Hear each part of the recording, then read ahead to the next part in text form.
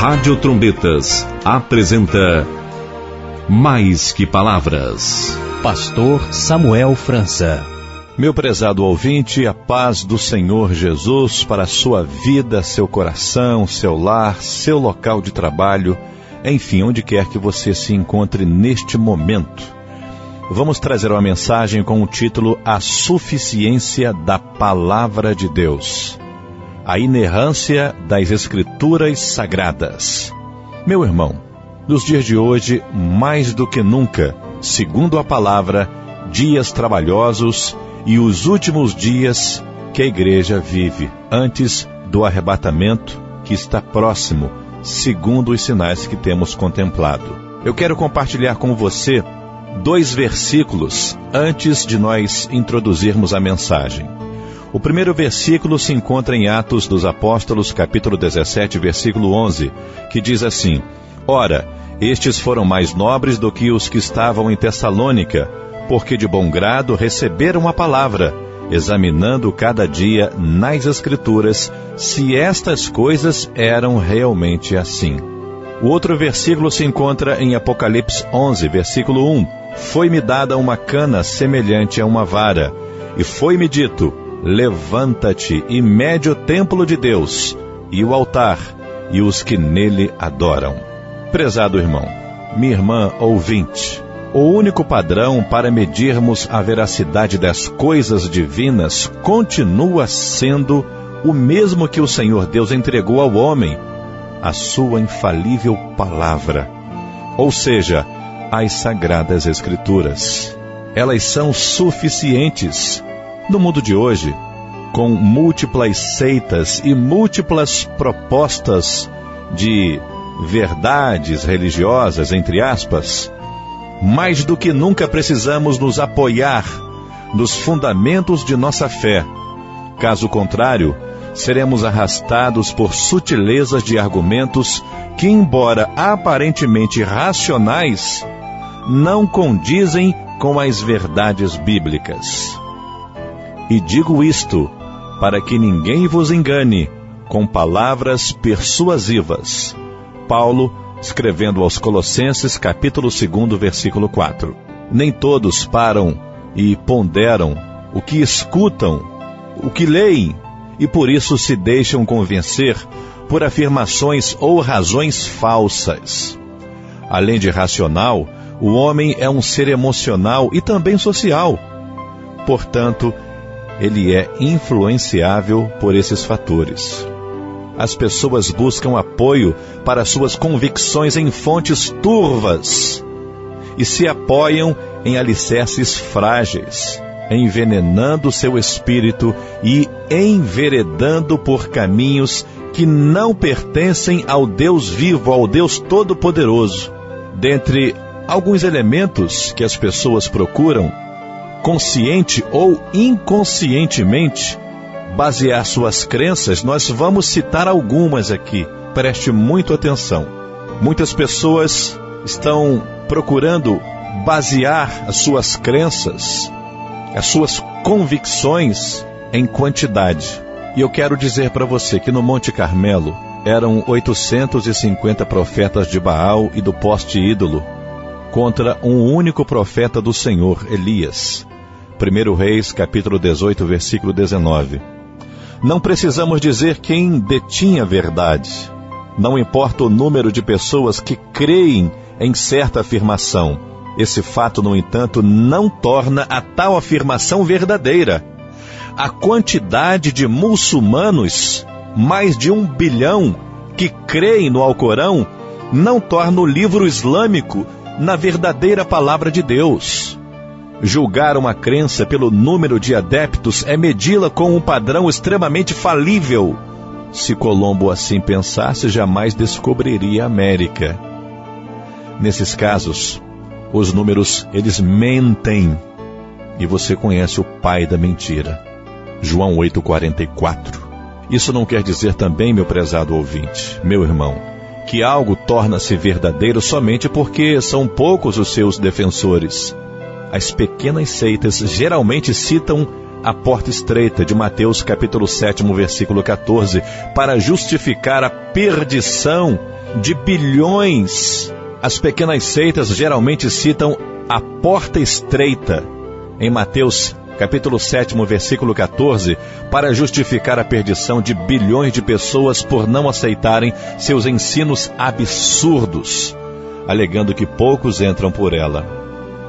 Não esqueçamos que pouco é relativo. 60 milhões de crentes na China é relativamente pouco para uma população de mais de 1 bilhão. Todavia, se esse número fosse no continente europeu, seria bastante expressivo. Portanto, a nossa fé, ela não pode se apoiar na adesão de poucos ou de muitos. O prumo das Escrituras ignora resultados numéricos. Embora o mundo moderno, pós-moderno, ame as estatísticas, seguir multidões não é sinônimo nem antônimo de seguir a Jesus Cristo.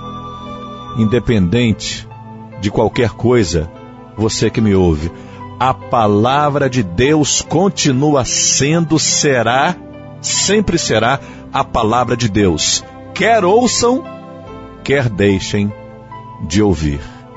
A palavra de Deus é que norteia a nossa vida. A Bíblia Sagrada, por si só, porque as sagradas letras são poderosas para salvar. Segunda carta que Paulo escreveu a Timóteo, capítulo 3, versículo 15. Uma outra crença que as pessoas baseiam o seu fundamento é com relação à antiguidade. A antiguidade de uma crença jamais será garantida de sua veracidade. O politeísmo é quase tão velho quanto a humanidade, mas isso não o torna aceitável. Astrólogos e reencarnacionistas gostam de apoiar-se sobre esse fundamento, vangloriando-se de vestígios mesopotâmicos e egípcios de suas práticas. Mas a verdade não vive de múmias. Os antigos podem estar tão errados quanto os modernos. O movimento Nova Era, em sua adoração ao primitivo e ao antigo, não tem restaurado a verdade, mas sim ressuscitado o paganismo, o herético. Não devemos menosprezar as tradições como desprovidas de valor. Não, como também não devemos superestimá-las. O romanismo, o catolicismo, ao colocar a tradição em pé de igualdade com a palavra de Deus, com a Bíblia, sancionou erros históricos, quando deveria extirpá-los com a régua de Deus, a Bíblia, porque é ela que vai julgar. João 12:48. O que a reforma protestante fez foi apenas começar a aplicar o padrão divino, ou seja, ler as Escrituras Sagradas e aplicá-las, e vivê-las.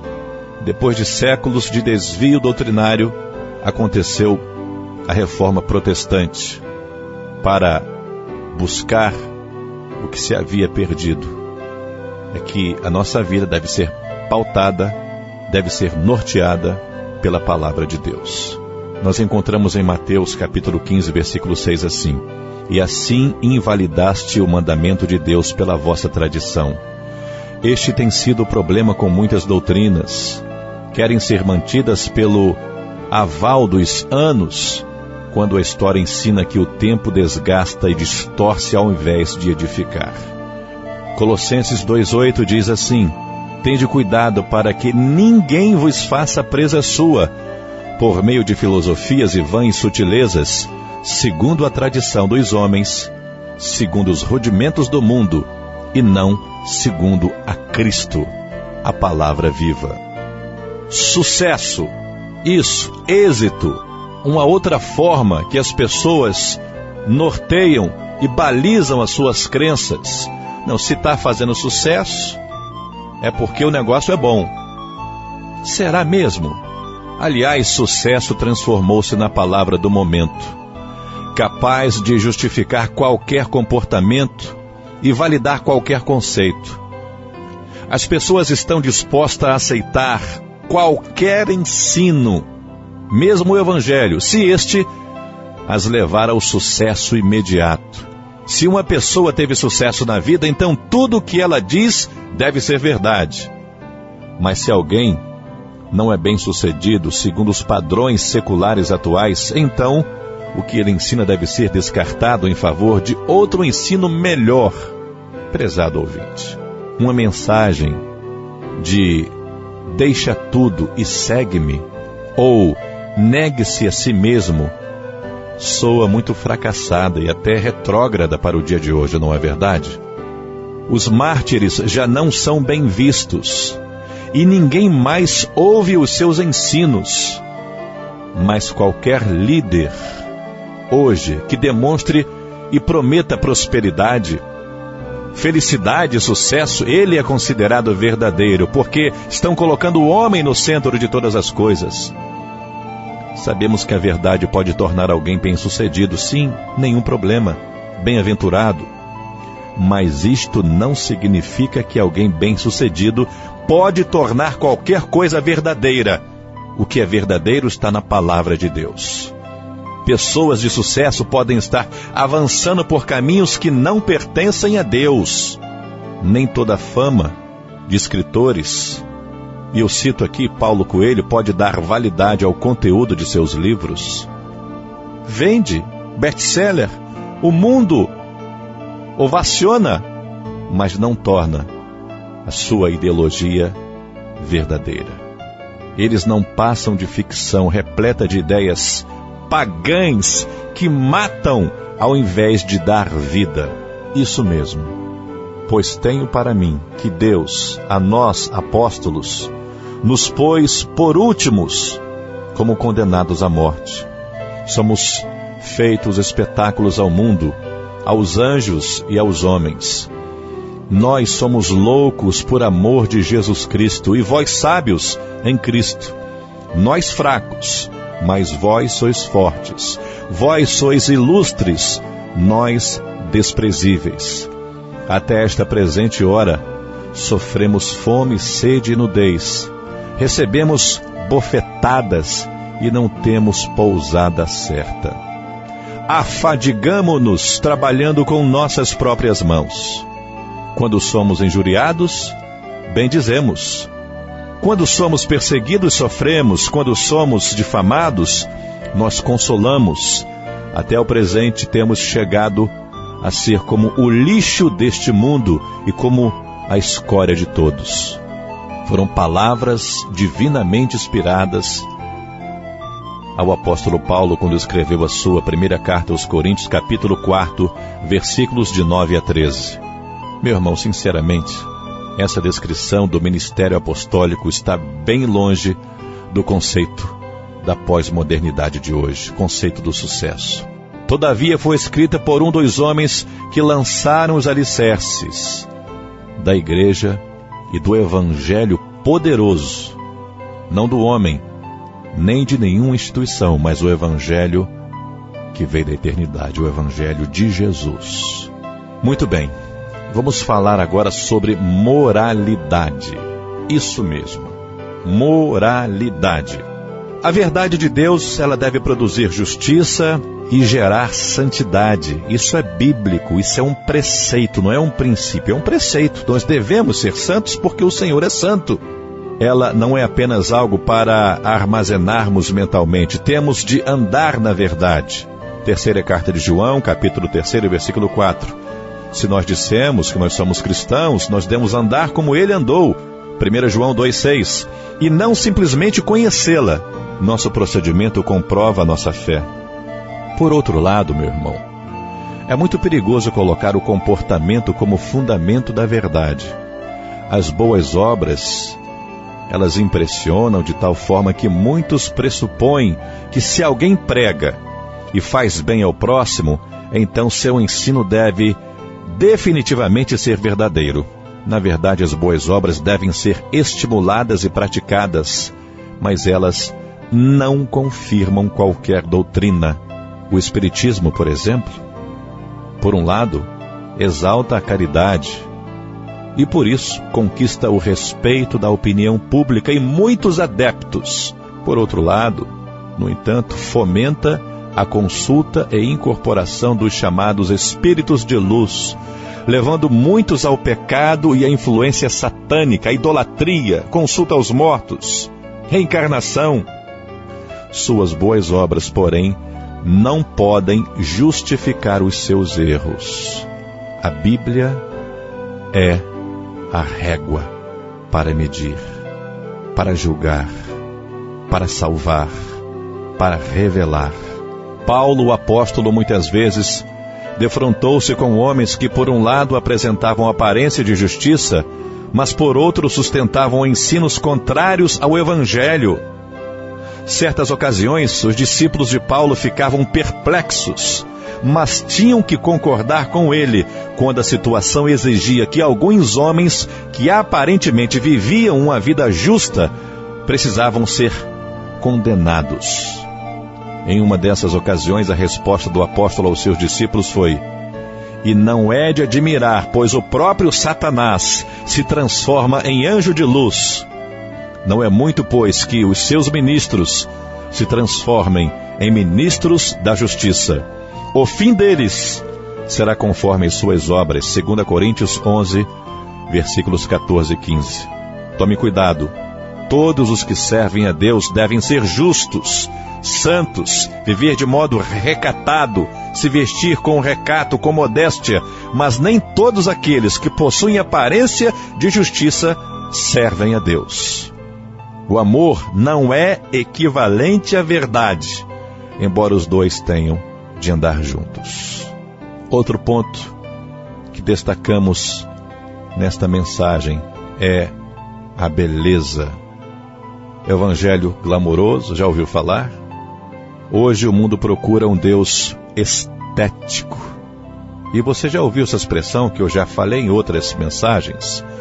Procura um Deus estético e não um Deus ético.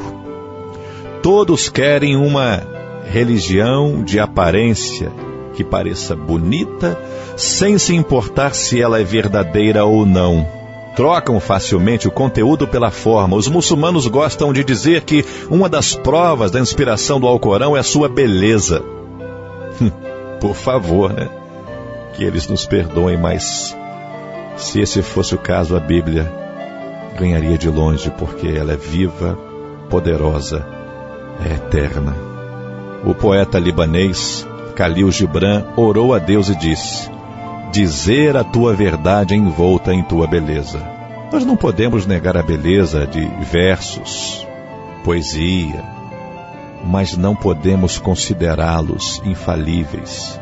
Só as Escrituras são infalíveis, mesmo quando não são belas, mesmo quando aponta para o seu, para o meu, para o nosso pecado.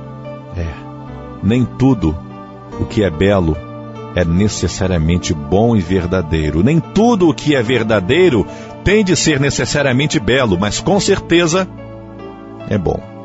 Não podemos esquecer que aquele que é a verdade, quando esteve entre nós, não tinha nenhuma aparência de formosura. E olhando nós para ele, nenhuma beleza víamos para que o desejássemos. Como um de quem os homens escondiam o rosto, era desprezado, e não fizemos dele caso algum. Isaías 53, versículos 2 e 3. Se buscarmos somente a beleza, por certo, a encontraremos em muitos lugares. Mas se buscamos a verdade, só a encontraremos na palavra de Deus. Os 66 livros da Bíblia, 39 no Antigo e 27 no Novo Testamento.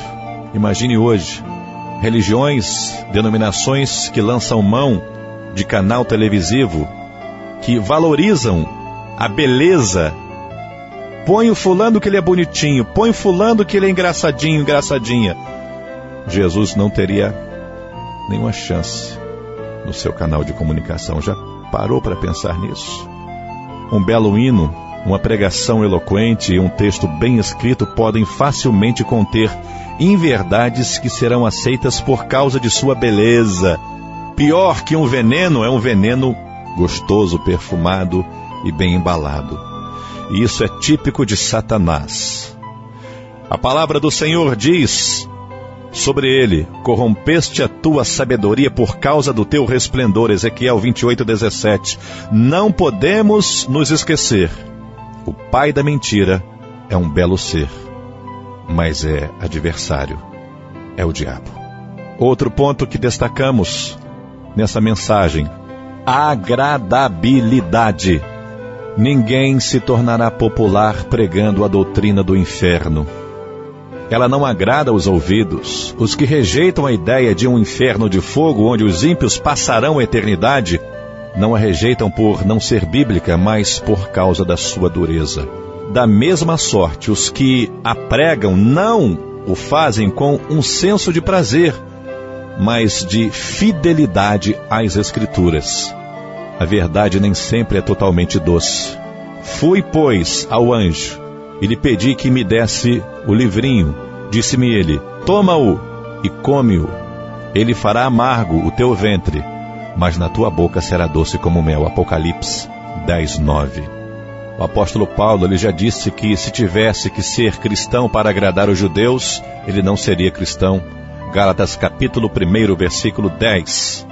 Jesus pregando aos discípulos e à multidão, eles acharam um discurso muito duro e não permaneceram como discípulos de Jesus, porque a mensagem não era agradável, apontava o erro, o pecado, a mudança.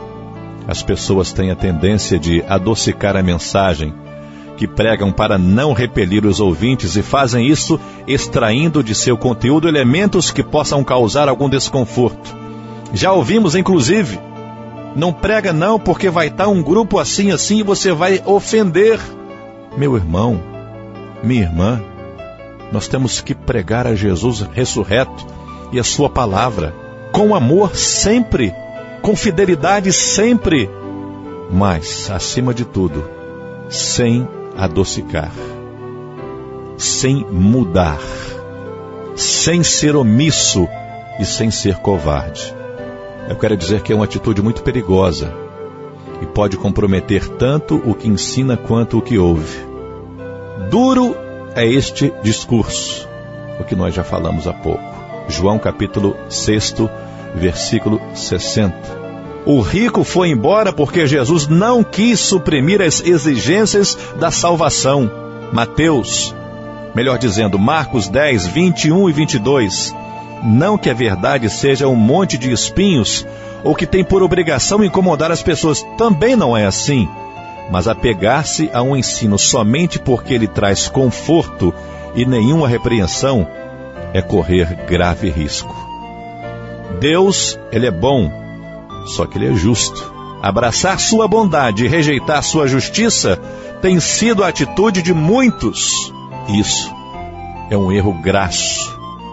Agradabilidade não torna o discurso, a mensagem, o escrito, a pregação verdadeira.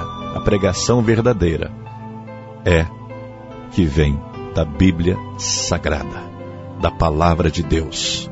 Outro ponto: erudição. Pessoas confundem erudição com verdade. As palavras erudição e verdade não são sinônimas, em hipótese alguma. Porque alguém sabe muito, não significa que saiba a verdade. E é muito fácil se impressionar com a cultura de uma pessoa e achar que, pelo seu grande conhecimento, ela deve estar certa em suas afirmações. Em se tratando das coisas do Senhor, das coisas de Deus, da obra de Deus, a cultura pode ser irrelevante. É claro que muitos dos escritores inspirados da Bíblia apresentavam cultura e erudição, mas não foram essas coisas que confirmaram a palavra de Deus como padrão. Ao lermos as epístolas de Paulo, não é a erudição do autor humano que importa, mas a inspiração do autor divino. Os judeus pedem um sinal e os gregos buscam a sabedoria. Mas nós pregamos a Cristo crucificado, escândalo para os judeus, por causa da cruz, e loucura para os gregos, porque inclusive um indouto podia pregar e viver o Evangelho. 1 Coríntios capítulo 1, versículos 21 a 23. Sócrates, Platão e Aristóteles tiveram sua importância histórica, mas não foi por eles que a verdade de Deus se estabeleceu nesse aspecto. O iletrado Pedro foi instrumento do Senhor para proclamar a verdade inspirada. Foi o que ele pede a Deus, foi o que ele pediu a Deus. Senhor, estão tentando tirar a nossa vida, dá-nos intrepidez e ousadia para pregar. Não a nossa religião, não o judaísmo, não em outra religião qualquer. Dá-nos intrepidez e ousadia para pregar a tua palavra. Atos 4, 29 e 30. Homens como Marx, Engels, Nietzsche foram filósofos de conhecimento e profundidade extraordinários. Mas os seus ensinos se mostraram falsos e destrutivos ao longo da história. Até o pensamento científico, visto como árbitro de todas as afirmações, já defendeu enormes absurdos. Não rejeitamos a ciência, mas também não podemos tomá-la por infalível. Só Deus é infalível. Somente a sua palavra determina o que é certo e o que é errado, o que é falso e o que é veraz. Disto também falamos, não com palavras de sabedoria humana, mas com as que o Espírito Santo ensina. 1 Coríntios capítulo 2, versículo 13. Estamos terminando. Ouça a palavra, para que você não se engane. Ouça, aprenda, viva e confira na sua Bíblia o que você ouve por aí. Outro ponto que destacamos sobre o que pode nortear, o que pode ser verdadeiro ou não. Muitas pessoas pregam com uma veemência, com uma coragem, com uma convicção que parece ser verdade. Portanto, convicção não valida um discurso nem uma ideia. É mais comum do que se pensa errar com convicção. Há um caminho que ao homem parece direito, mas o fim dele conduz à morte. Provérbios 14, 12. A Bíblia diz também em Jeremias que enganoso é o coração do homem, quem o conhecerá? Alguém pode pregar e ensinar o erro com mais entusiasmo do que aqueles que ensinam a verdade. Uma crença não é verdadeira somente porque seus seguidores se dispõem a morrer por ela. O martírio pode honrar a verdade, mas jamais pode tornar verdadeiro aquilo que é falso. Sem dúvida, Hitler estava totalmente convencido das ideias loucas, absurdas do nazismo, e as proclamou com tamanha convicção que conseguiu influenciar uma nação inteira. Esse fato, porém, não tornou e não torna a doutrina nazista verdadeira. Principalmente quando, no meio de uma massa, o ser humano tende a ser sugestionado pelos sentimentos e começa então a reagir como o grupo. Qualquer pessoa que proclame algo com insistência pode influenciar outras a aceitarem coisas que não são verdadeiras. Por exemplo, vamos à palavra. Em Atos 17, 10 e 11, aconteceu algo muito interessante. Os irmãos da cidade de Bereia, para onde Paulo e Silas foram enviados, receberam de bom grado a pregação desses dois homens de Deus, mas não deixaram de examinar nas Escrituras Sagradas para ver se o que falavam era de fato verdadeiro. Foi o versículo, inclusive, que nós abrimos a mensagem de hoje. Ora, estes foram mais nobres do que os de Tessalônica, pois de bom grado receberam a palavra, examinando a cada dia nas Escrituras se essas coisas são assim. Aliás, o próprio Senhor Jesus mandou examinar as Escrituras. Em João capítulo 5, versículo 39, examinai as Escrituras porque são elas que testificam de mim. Muito bem, irmão, ouvinte, um outro ponto, para terminar a mensagem, da suficiência da palavra de Deus, da infalível palavra de Deus. Todas essas questões que eu acabei de citar, convicção, erudição, agradabilidade, beleza, moralidade, sucesso, antiguidade, quantidade, nada disso torna algo verdadeiro. O que é verdadeiro está na palavra de Deus. Não rejeitamos a popularidade, nós não podemos rejeitar a tradição, o sucesso, a moralidade, a beleza, os benefícios, a erudição, a convicção resultantes da verdade. Mas nós não podemos considerar essas coisas um padrão para a nossa fé. cremos na palavra de Deus como única norma. A importância em excesso conferida a outras coisas tem afastado muitos do caminho. E o pior, tem-lhes causado um sentimento de segurança e satisfação que os impede de enxergar, de ver a verdade. Meu irmão, nem os dons sobrepujam a palavra de Deus. Porque o dom pode ser de um doido. Pelas suas convicções. Como é que você vai entender se o sonho daquele cidadão, dizendo-se que é um dom, se é de Deus? Temos de conhecer os verdadeiros fundamentos da nossa fé e esperança, e sobre esses fundamentos construir os alicerces da nossa existência. A lei e o testemunho. Se eles não falarem segundo esta palavra, nunca verão a alva. Isaías capítulo 8, versículo 20. Essa mensagem, em hipótese alguma, não é para ofender ninguém. Essa mensagem cheia de amor, essa mensagem com todo amor, é para alertar que a nossa vida, ela é alicerçada, norteada, fundamentada na palavra de Deus e nada mais. Que o Senhor abençoe a sua vida. Leia a palavra dia e noite, noite e dia, todos os dias da sua vida. Essa é a determinação de Deus. Se você fizer isso, meditar, estudar, ler, aplicar na sua vida, obedecer, você é bem-aventurado, ou seja, você é feliz. Não precisa de práticas heréticas. Fique com a palavra. A todos a paz do Senhor Jesus. Maranata, o Senhor Jesus vem.